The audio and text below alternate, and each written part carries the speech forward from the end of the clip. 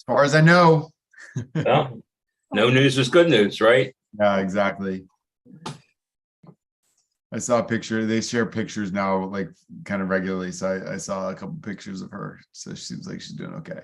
Yeah, our grandson is at Camp Airy, and so far they've seen his face in 162 pictures, and since Good. Sunday, a program called Companion. But you also can see everyone's letters for the last couple of years. So there goes privacy and communication to the kids at camp. And he's already followed a family tradition and injured himself and ended up at an orthopedist. Josh did his share of things in years there. We actually got to know the orthopedist fairly well. So anyway. Wow. Hello, mother. Hello, father. Hello, Larry.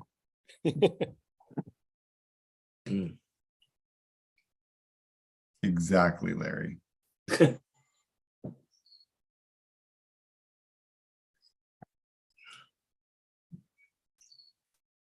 All right. Well, we are after one. So let's say we jump in. Let me pull up our text.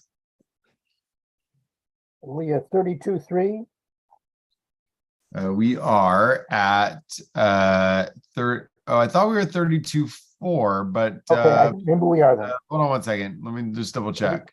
Every clean beast. Yeah.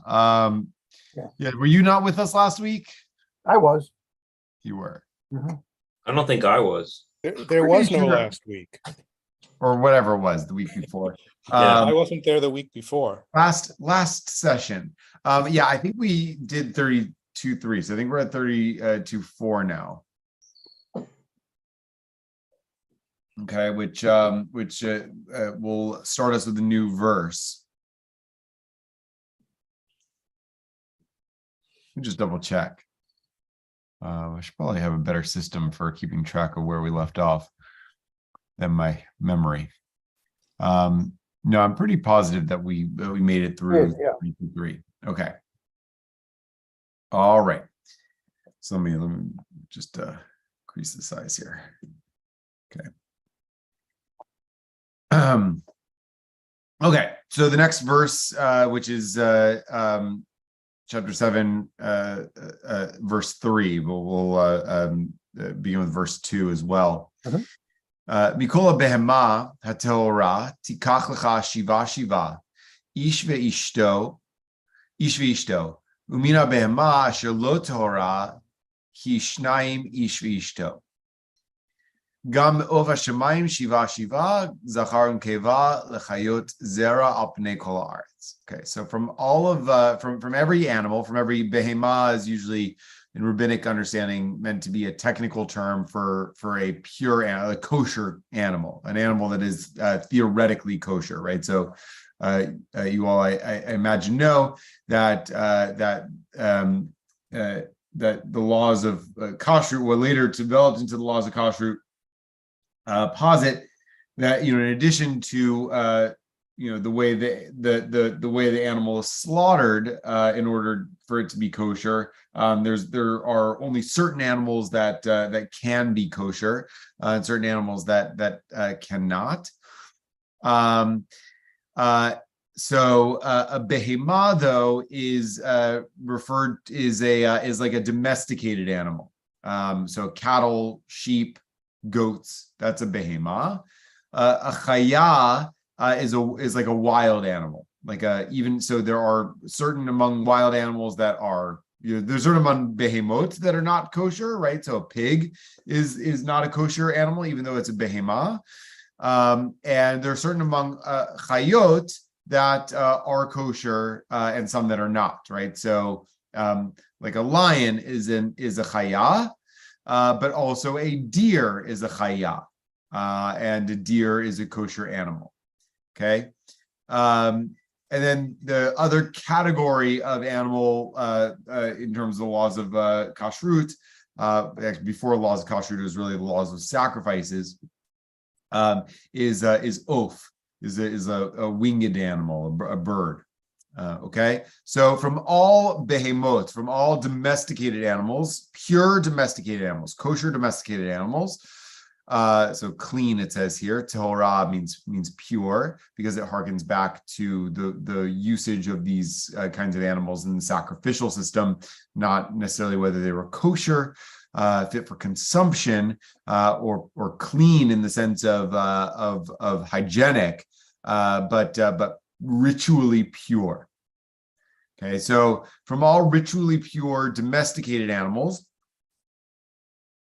you shall take for yourself 7, which translates here as 7 pairs. Shiva, like you sort of count off by sevens. Ish ve'ishto, so which literally a male with its mate is how it translates it here. That's sort of euphemistic.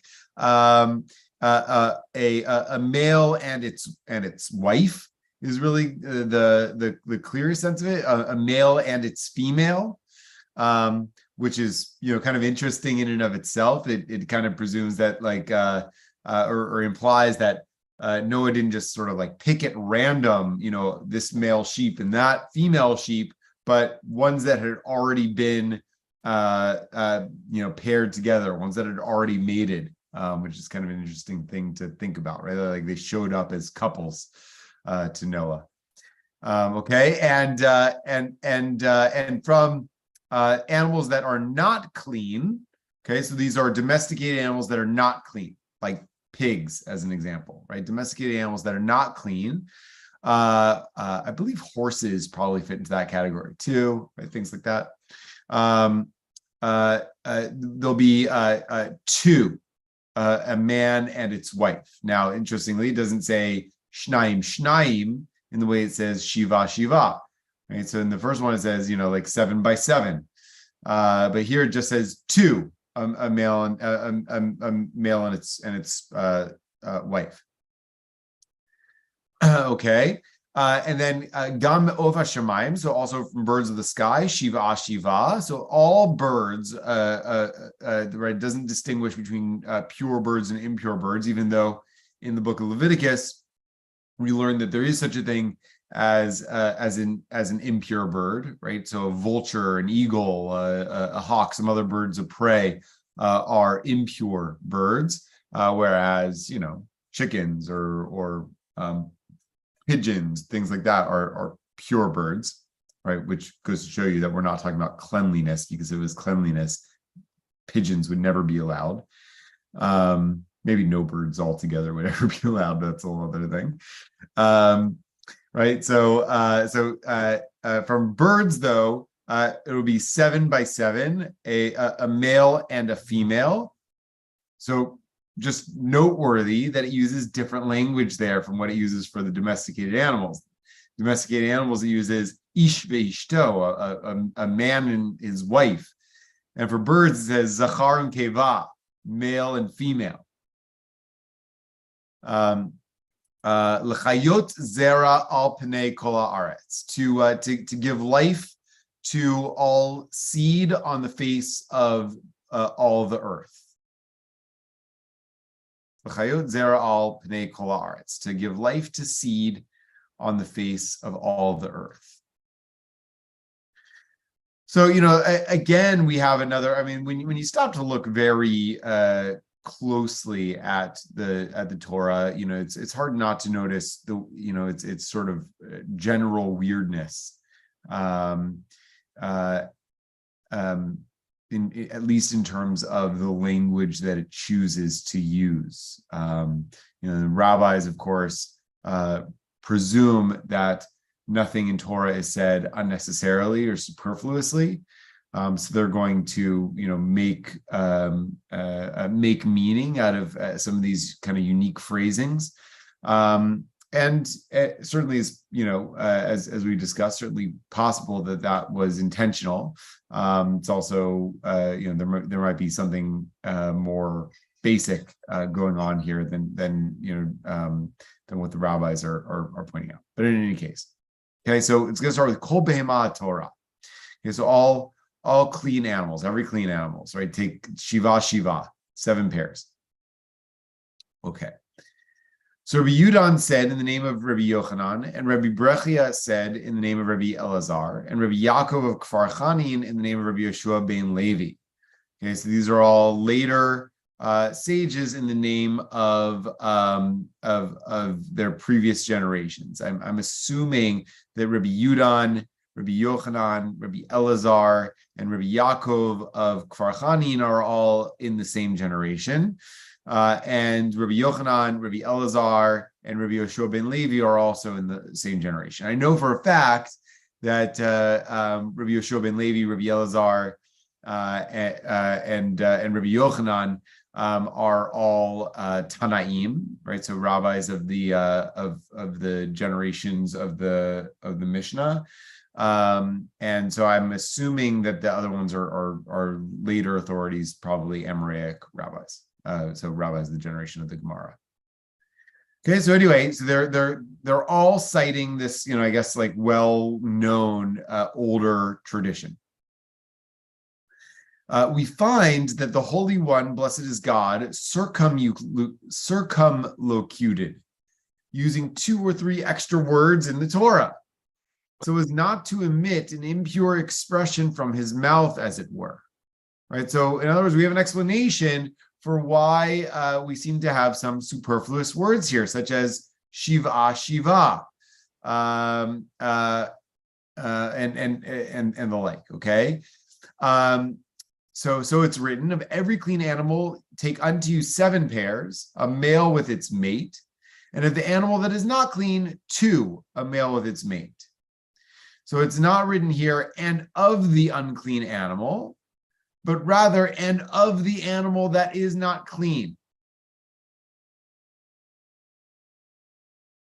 Right? So it does not say, just so we're like very clear on the language here.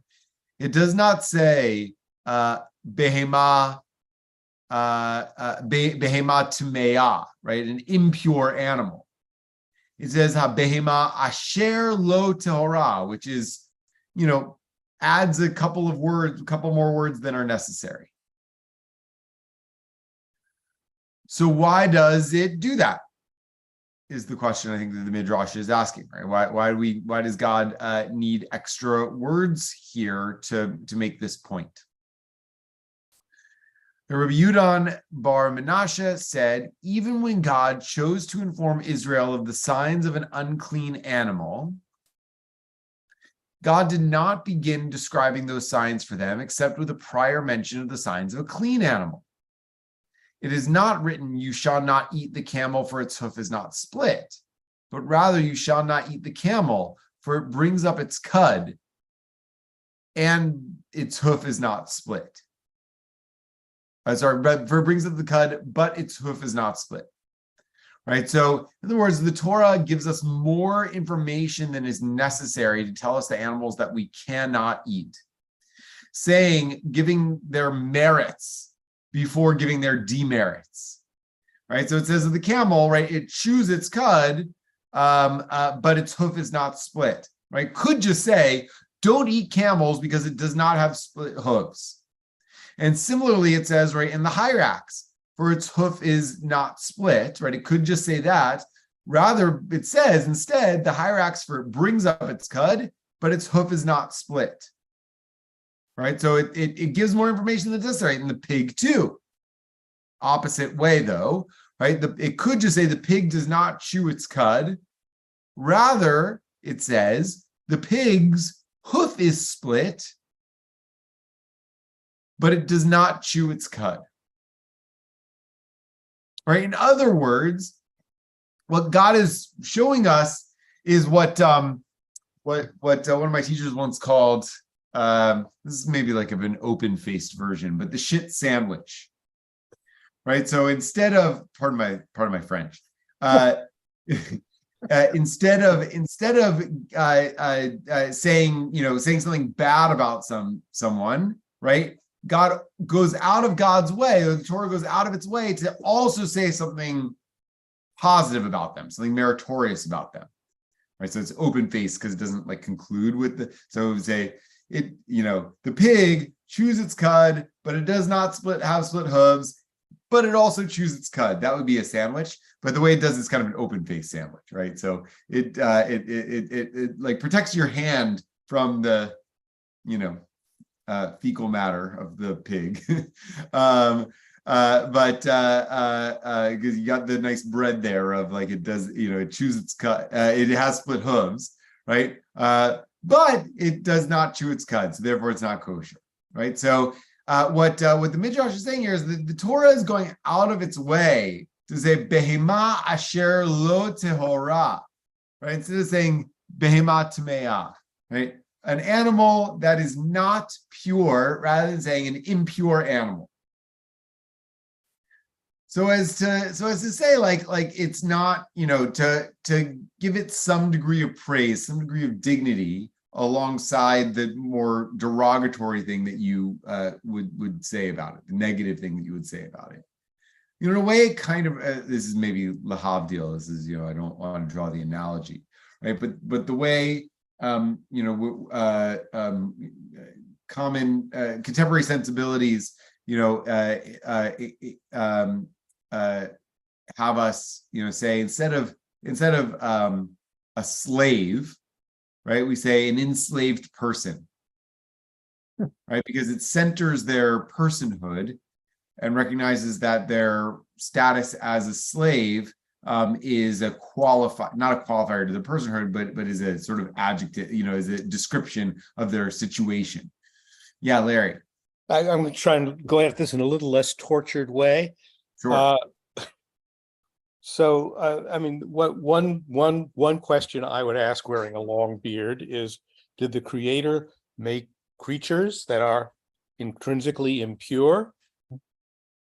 No, each creature is pure in itself, but in relation to us, like the tree in the garden, some are not pure. We make ourselves impure. Yeah, I like that. So it's subjective from the human vantage point, not necessarily objective about the nature of the animal. Right. Great. Or more to the point, right? From God's perspective, there's no such thing as a pure or an impure animal. There are just animals. But in relation to one group of human beings, namely the Jewish people, some have the status of being impure and some don't, or some of the status of being pure and some don't. Yeah, David? Yeah, I have two comments. I think George Orwell got it right, saying all animals are created equal, but some are more equal than others. So that's one. And I would look at this as saying that the Torah wasn't written for the benefit of rabbis, but for the benefit of lay people. And in looking at this, we want you to remember you can't stop at one thing. You have to look at the totality of it to get it right. Now, maybe I'm missing the point, but it just seems to me that they have to go into more detail to say you can look this one thing and it may appear to be pure, but then keep looking. Got it. Right. So it's not necessarily disagreeing with what Larry offered, but maybe kind of putting a finer point on it, right? It's not only subjective in relation to human beings, but also more like descriptive in relation to the fact that not every human being is an expert in these kinds of things, right? Yeah, I didn't mean anything to be critical of Larry. Yeah, no. Okay. But I'm just like trying to harmonize in my own head, right? So that go ahead. And also your remark about how peculiar this stuff is. I think actually that if it were ordinary, the text wouldn't have survived. And it's in its strangeness that the meaning is born.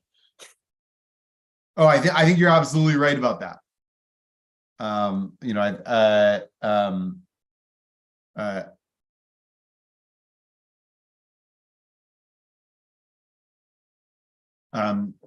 was I going to say? That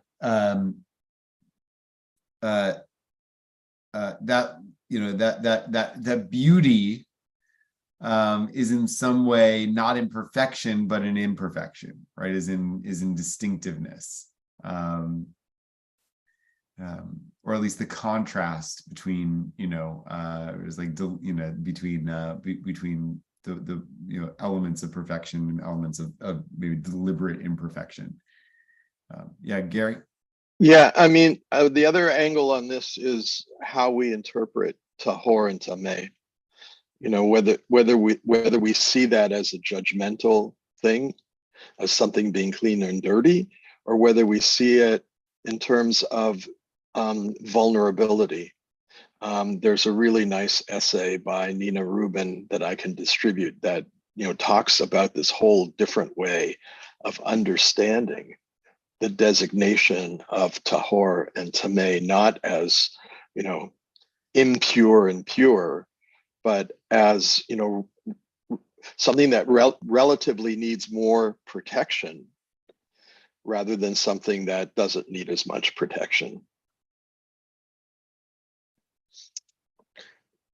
To think about that as a categorization, right? That has nothing to do with purity per se.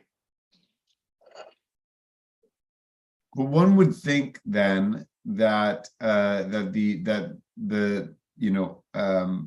animals that would be considered impure, right, and therefore less vulnerable, would be those would be the ones that would be permitted to us. Well, what makes an animal impure or unclean? Well, Gary just suggested that it was their vulnerability.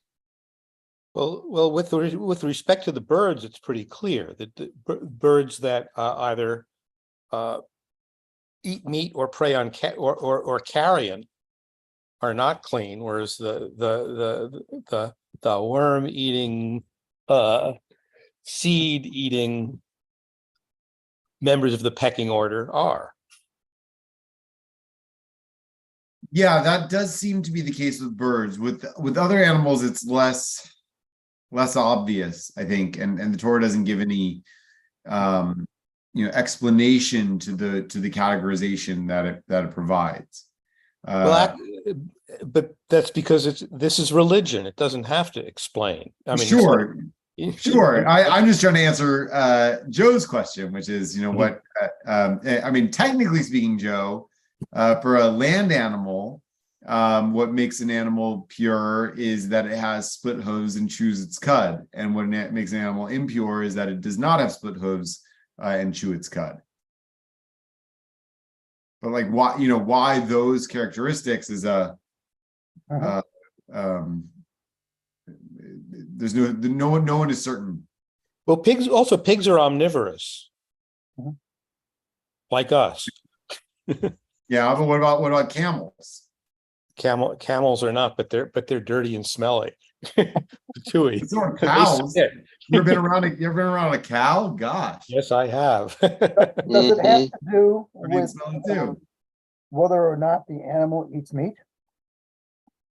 No, because I mean, yes, I would say that generally speaking, as far as I can think of, there are no kosher land animals that are carnivores, even omnivores, but not every herbivore is kosher.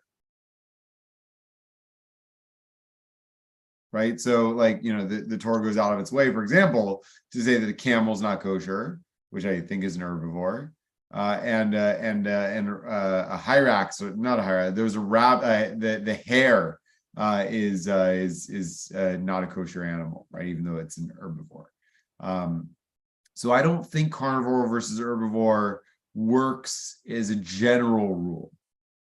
At least there are too many exceptions to that rule of herbivores that are still not kosher. Right? Are they all beasts of burden? So I don't know. Is a horse a beast of burden? Absolutely. Yes.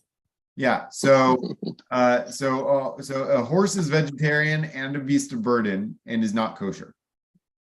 And donkeys. Right. Whereas a cow is kosher and is an herbivore and is a beast of burden. No, cow's not a beast of burden. An ox might be. An ox is a cow. Well, no, a cow is a female. Not Cow? really. Okay. An ox is a kosher animal in any case. Okay. Well, an ox, An ox and a cow are a cow is just a female ox. right. Oh, I an think ox, cows would take exception to that. an ox is a castrated bovine. Yes, right, fine, but it's we're splitting. We're not splitting. Whatever. We're not. I was about to say we're splitting hairs. But I guess we're splitting. Noble. My point is that there are vegetarian beasts of burden that are kosher and vegetarian beasts of burden that are not kosher. So that's not the I mean it may be that there's that's what the Torah is intending and that there are just exceptions to that rule, but What about a llama? Let's update it. but also like if what the Torah wanted to do was say, only eat vegetarian animals, it could have said that. And if it wanted to exclude certain animals from that for whatever reasons, it could have done that too, right? But it doesn't do that. It just says for land animals, it's got to have a split hoof and chew its cud. So again, you could say that those animals that you can't eat are under some type of divine protection. That you Right. can't eat. That the ones that are, yeah. I mean, to reference but it to what our you just said, but what you- spirituality is not necessarily how this may be interpreted, right? That it's for our sake that this is happening. Might it be for the sake of the preservation of certain species? Yeah, so that but why? But then you have the opposite problem of what Joe is asking, which is that like a lot of the species that you're not allowed to eat don't seem to be species that in the pre-modern context, at least, like before poaching, right? That required significant amounts of protection because they're all the top of the food chain, right? Like, why does a lion need extra protection? Well, they do, right? Right now they do. I mean, Now they do. Right?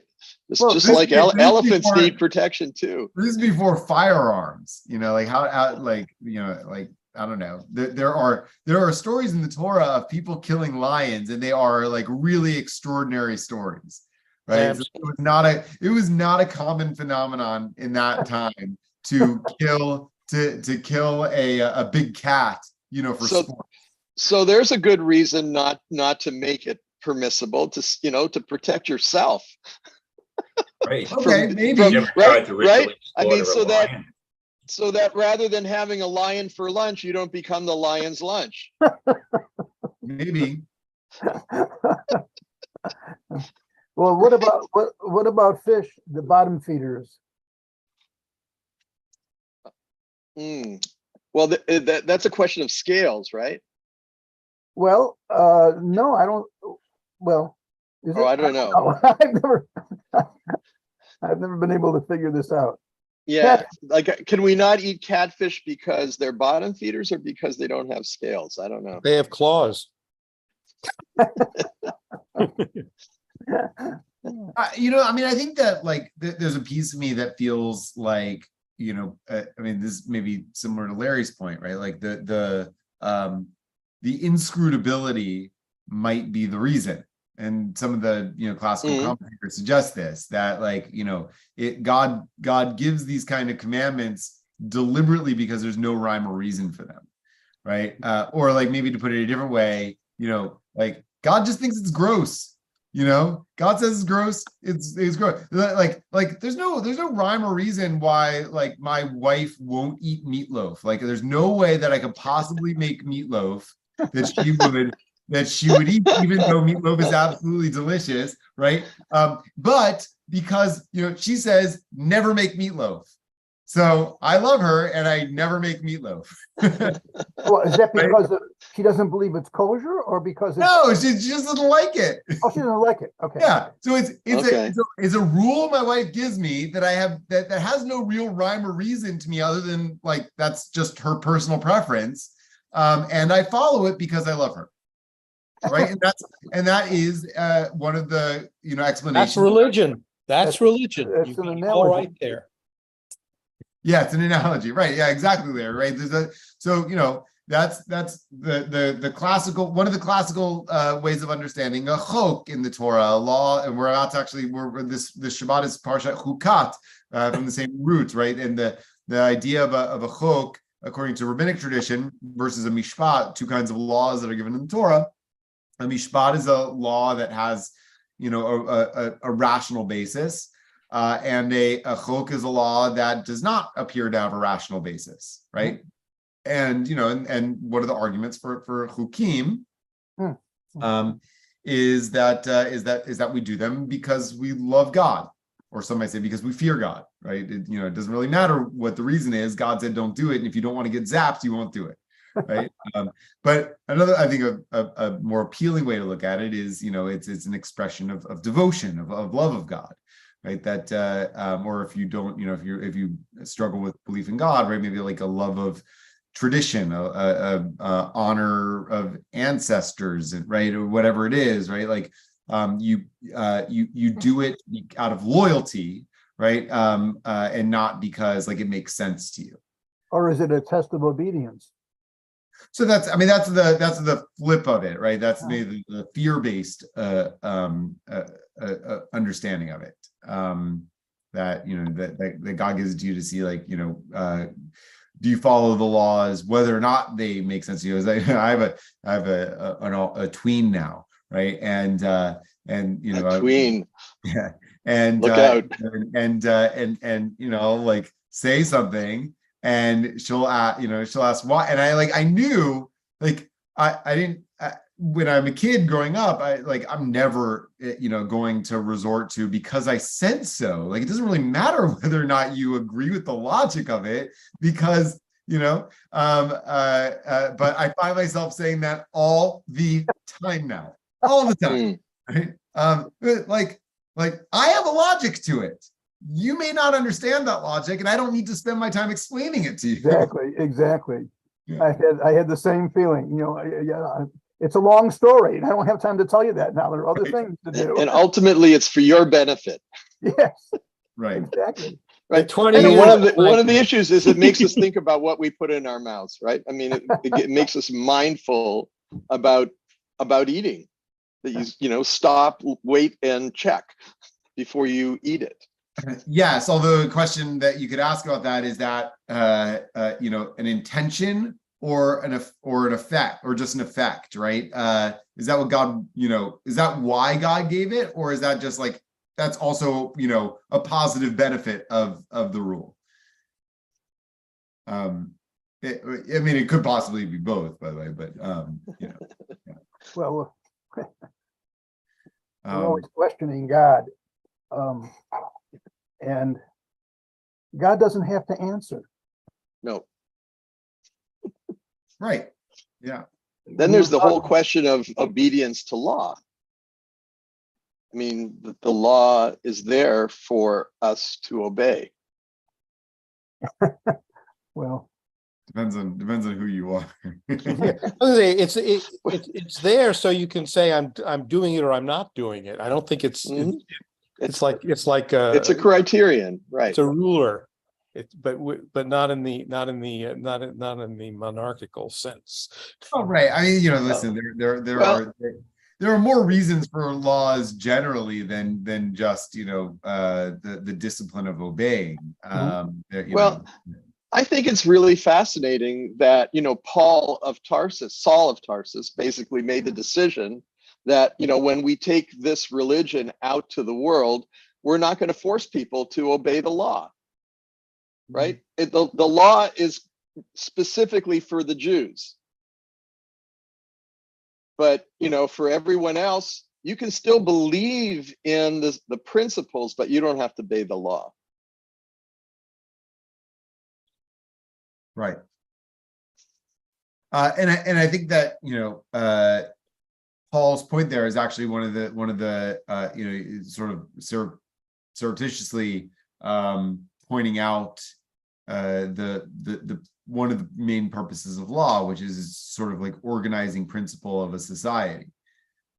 So if you believe that the faith is universal, such that it can be separate from your sort of like folk ways as a community, right? Then it doesn't really matter what kind of food it's not that which goes into the mouth that defileth the man, but that which comes out of it, right? I mean, will we need to obey the law in the Messianic era? My understanding is that all yeah, well, I don't know, right? I'm not sure if does Paul say that the law will be observed in the Messianic era? I'm not so sure, but I think Paul uses the word nomos, law, in Greek. He doesn't always define what he's talking. He's talking about civil law, or is he talking about Mosaic law, right, Jewish law? And that has to be teased out in each passage where that word appears.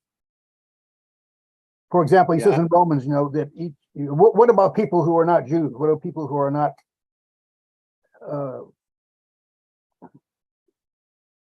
known to us in right. the Roman world? Maybe in Mongolia or something. That they have a law unto themselves. He's certainly not talking about Mosaic law. Well, he's not talking about Roman or any other civil law. But I think that this is my very limited understanding of Pauline theology. But my sense is that he probably means both often simultaneously, in the sense that he believes that Mosaic law is essentially the same for ethnic Jews as Mongolian law is for Mongolians. And so it doesn't really matter, what sort of like legal practices you follow as an organizing principle for your particular culture, so long as you believe certain things, right? So which is why Mongolians and Jews can both be saved by the power of a belief in the resurrected Christ. Well, actually, if you want to talk Mongols, Genghis Khan, who was the world conqueror, was himself an animist, and he had all faiths in his court because his social order was called ecumenical. It was based on practice. It wasn't based on anything divine. I'm the boss, you listen to me, you can talk back to me, but at your peril. And in terms of other people, which is what we're talking about when we're talking about diet, you either you submit, in which case you can continue living your life, or I will annihilate you, which is what he would do when people resisted. So I mean, as a kind of, that's a practicum. That's Turkish practice, and he conquered all of Asia, and a good part of the rest of the world too. So I think the idea that, I mean, for Judaism, religion is at the center of social life, whether we keep this or that particular law or souffle,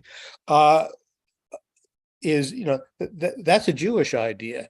And the divine monarchy, founded, which is sort of a reworking of the Roman Empire, the Roman Empire, because that was when they started. The emperors became gods, but even that was in fact a very that was also an aspect of power. It wasn't an aspect of personal choice. So well, we often forget nowadays that in terms of civil law, in the past, the law would follow the individual. So that a person who may have been in Rome, for example, in ancient times, came from a certain place, and the law of his place of origin would follow him to Rome. So he'd be tried by that. We do a very similar thing in our own law. We have the whole area of American civil law known as choice of law. So I can have an Arizona court can apply the law of Oklahoma, say. These things do happen. Parties can contract. It can be in New York, and they can contract and say this contract will be governed by the law of Utah. Well, if there's a dispute and they're both in there's venue and they're both in New York, the New York court will apply choice of law, and that law would be Utah by agreement of the parties. So, I mean, I think also the other subtext, or maybe it's not a subtext, the other things that are at issue here are, how do we view other people and their ways? And I guess the advantage, or the edge goes to the Christians, because they don't insist on one particular practice or another, and they just insist that you believe what they believe. And they're, I mean, that's a different kind of tyranny. Yeah, that's even, yeah, I'd say that's I don't like even it. a little bit more punishing. Believe as I believe, or else, right? or else we burn you at the stake. Right, the Inquisition. So the notion of orthodoxy, which is, I mean, it's a claim that Jews make, but in fact there's so many different kinds of Jews. It's just a claim that I'm a particular kind. Unlike the dogmatic heresies that are, that are punished by death. I mean, or even look at the English Revolution, which was fought in large part over theological issues. But in some way that's more a function of power than it is of political of belief, right? Because I was just listening to a class that Rabbi Shai held at Hadar, taught a few weeks ago, where he's talking about the theology of Deuteronomy. And Deuteronomy makes it pretty clear that there are both, things that we are obligated to practice, and also things that we are obligated to believe. So much so that Deuteronomy is perfectly comfortable with mandating, annihilating populations that don't believe as Jews, not only don't practice as Jews practice, but don't believe as not Jews, Israelites, whatever, Deuteronomists, that don't believe as they believe. And there are examples, from Jewish history, where certain Jewish groups did hold power, or Israelite groups, Judite groups, whatever, held power, and did enforce particular orthodoxies by means of belief and not just in Hasmoneans. Yeah, to name but one example, despite our celebration of them as heroes of religious freedom. Right. Not right. really. They're pretty nasty. They're sort of like the modern day, ultra orthodox in Israel is like, well, we're happy Yeah. with religious freedom so long as you're not Jewish. If you're Jewish, Exactly. you don't have religious freedom. Well, there are certain tolerances, even in modern times. There are those who would argue that you belong to a group, a community, and that forms one's worldview. A philosopher as liberal and is highly regarded nowadays, and for the last couple of centuries, as John Locke in England, held very firmly that atheism could not be tolerated because those who did not believe in God could not be governed by the laws of God. Yeah.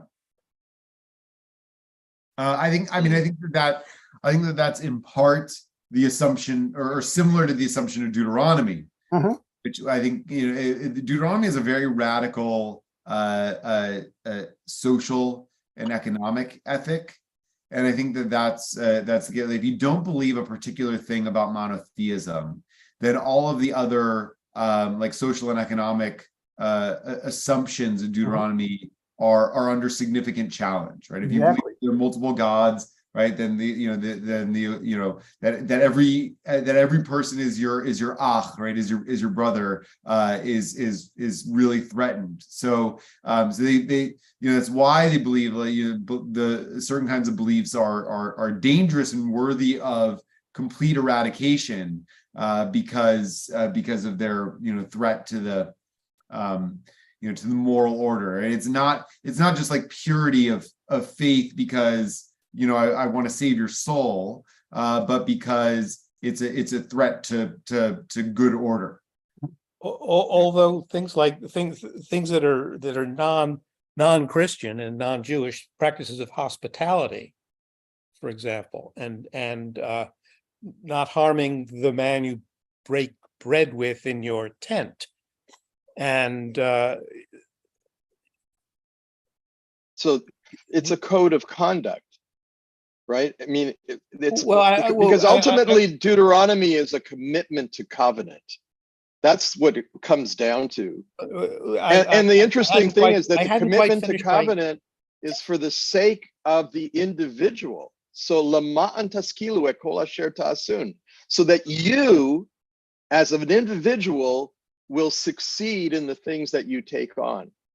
I'm thinking more of the Native American population of our continent, of the varieties of other, in quotes, savage and uncivilized peoples in their encounters with white men, with Christians, who are perceived as being soulless and and on and on and on, suitable for exploitation or conversion or exploitation. And that has something to do with the refusal to see the other as a human being, and issues, theological issues aside. And that's why I brought up hospitality as a as a social transaction. That's really the bedrock of society. That there are situations in which you agree to see the other person as a human being, whatever, be he friend or foe, be he stranger or someone well known. And that's and there are indeed there's in the Torah, we're taught to be hospitable too, that welcome the stranger among you. So that I don't I'm not telling anybody anything they don't know, that too often religion is used as an excuse for being godless and barbaric. That the fear of the other, or the contempt for the other, becomes I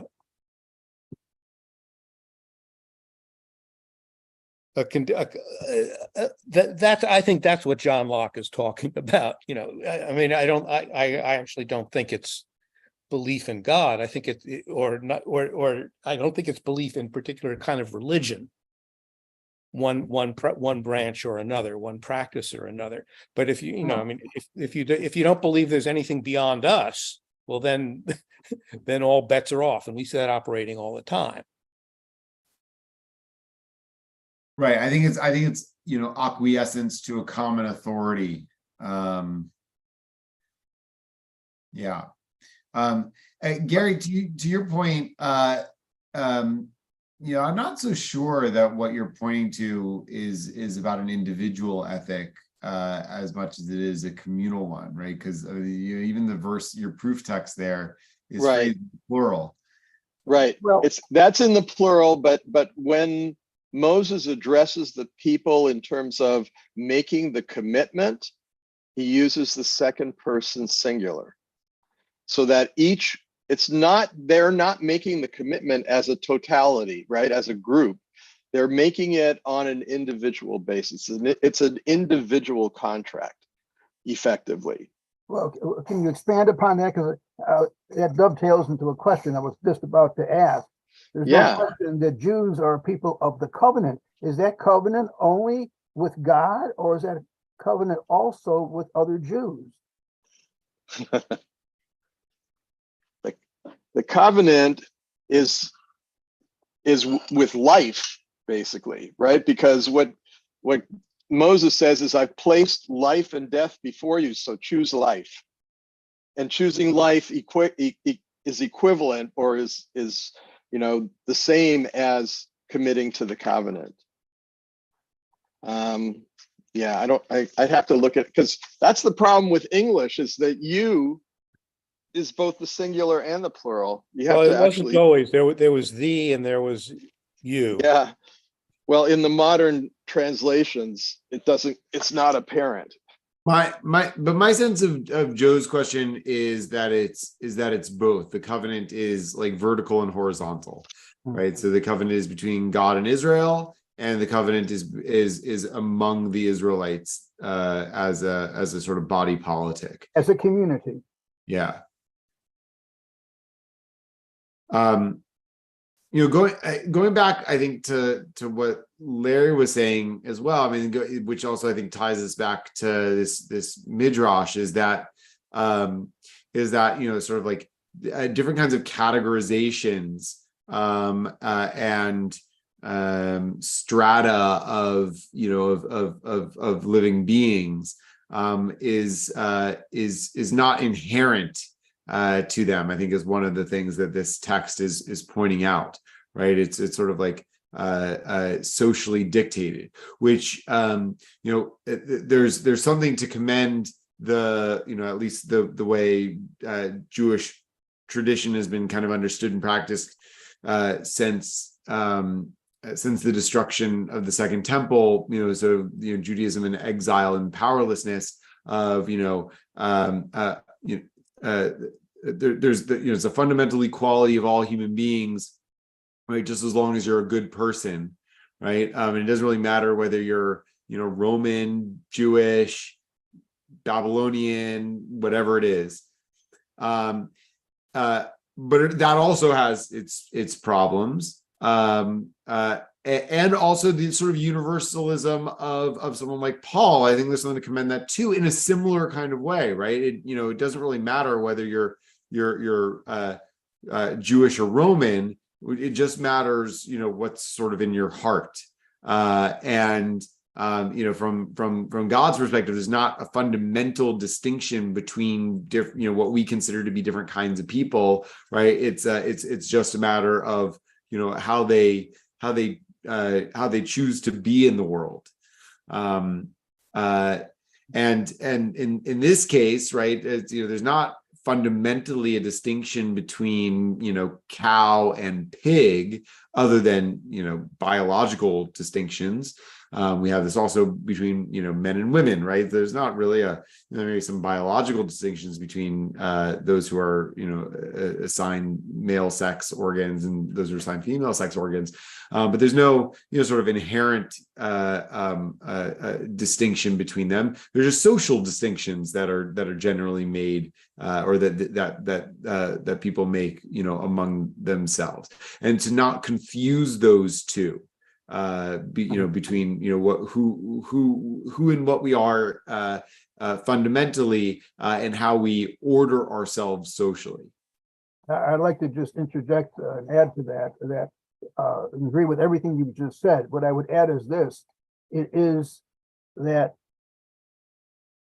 speaking socially, we make certain distinctions as to the inferiority of one person to another. And that means it implies many things in social status. For example, the chattel slavery of the modern era was based solidly on the belief of the inferiority of those who were enslaved in one way or another. In modern times, certainly race was that distinguishing characteristic. In ancient times, it was very often a defeat in battle. It came from a community, was defeated in battle. You were sold, as they said, into slavery. You were enslaved because you, as part of that community, the vanquished community, they were inferior people because they lost.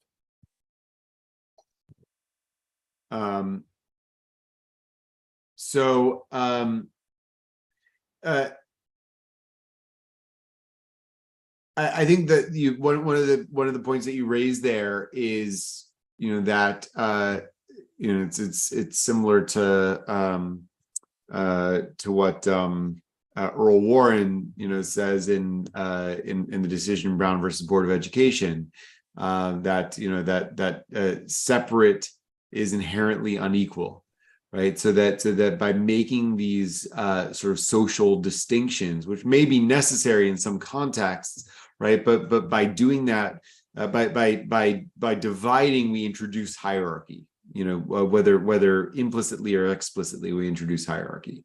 And so the Midrash here is going out saying, yes, okay, there may be a distinction between animals that are fit for Jewish consumption and animals that are not, but that doesn't necessarily mean that there's a hierarchy among them. Now, complicating that is the fact that, I don't know, 14 kosher animals get saved on the ark, but only 2 non-kosher ones. So there's also a not just an implied hierarchy, but an enforced hierarchy. Yeah, there was a practical application there. So I'm just looking at the Hebrew, and it's all in first person. Oh, sorry, hold on. There were 2 people speaking at once. Gary, you want to say first? So it says, "Re'ei natati lefanecha hayom et hachayim v'et hatov." Lefanecha, right? To you individually, each of you. Yeah. And the blessings are all Baruch Atah, right? I mean, and the curses are also, cursed be he who does this, not cursed be you as a whole. I think that's a corporate you, though. I think that it's more like but if the corporate you was intended, it would have been written, right? I mean, because there are places where it is a corporate you. Well, I don't know. I mean, if you look at the subject of that, I think that it's Atah Yisrael. Right, so Israel is the individual there, not like every individual Israelite, but Israel as a collective. Then wouldn't it? Yeah, I just don't think it. I mean, it does. Why would it? Because there are other places where it goes to the plural, right? Like in verse 17, it says V'im yifneh levavcha v'lo tishma v'nidachta v'hishtachaveta le'elohim achirim v'avadatam. Right? I mean, so there's it's all in the singular, but then there's a plural at the end. But the plural is the object. Right? You worship them. Right, and then the next line it says Higadati lachem hayom. Now, why would it switch from the singular to the plural if it wasn't intended to be singular and then plural? Where are you reading from?